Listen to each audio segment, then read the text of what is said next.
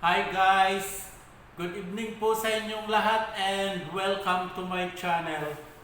Ngayong gabi mag-iihaw po ako ng bangos. Ito ang laki oh. Para pulutan. Ngayon gagawa muna ako ng panghalo sa bangos para may palaman po siya. Ihiwa-hiwain ko muna tong sibuyas para pagkatapos titimplahan po siya para masarap ang lasa. Ayan. Pagkatapos naman ng sibuyas, luya naman siya. Hahaluan ko rin siya ng luya. Pampaalis siya ng lansa, sabi nila. Pero masarap siya pag naluto yan. Mamaya-maya. So ito, naghihiwa na ako ng luya.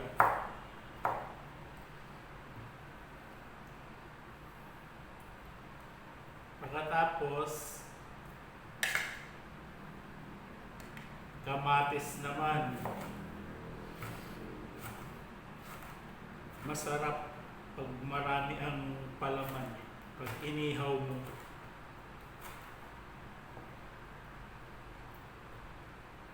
Well, actually, hindi naman ako mahilig gaganito.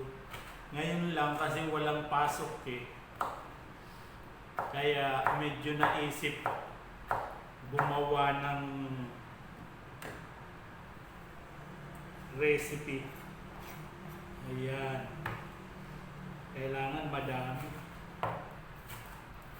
yung halo niya para pag naluto, tiyak na masarap. Ito.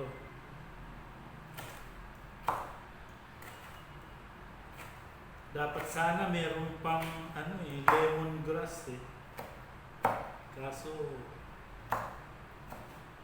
nakalimutang bumili. Ayan.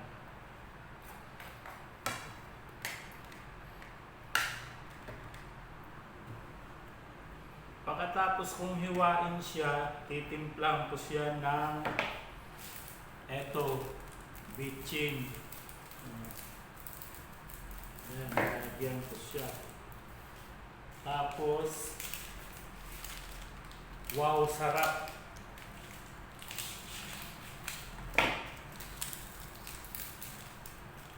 Ito.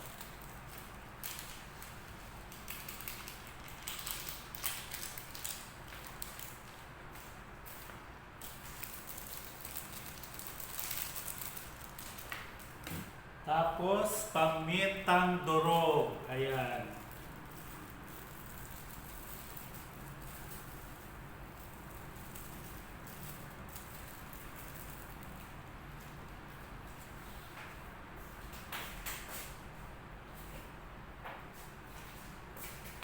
At tapos, lalagyan natin ng kunting asin para may lasa siya. Tapos halo-haloin na natin. Pag nahalo na, saka natin ilalagay sa bangos.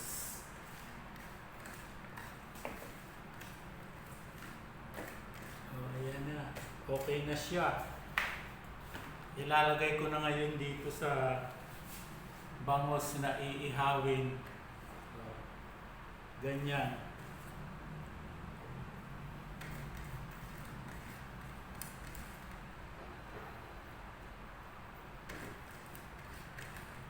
Ayan, nailagay ko na siya. Tapos,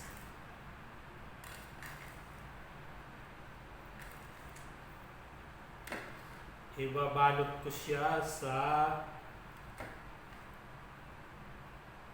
foil.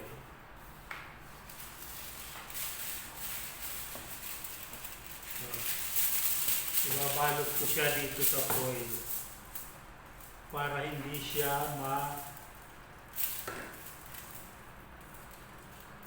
masunog pagka inihaw na siya.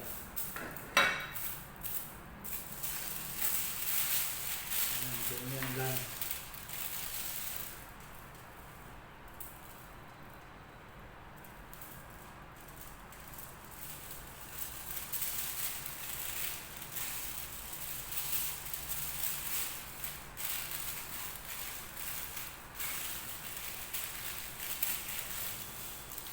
Yan, i-roll ko yung foil para hindi siya talaga masunog. Ayun.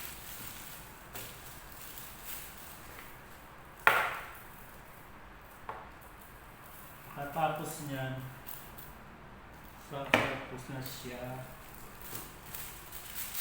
iihawin.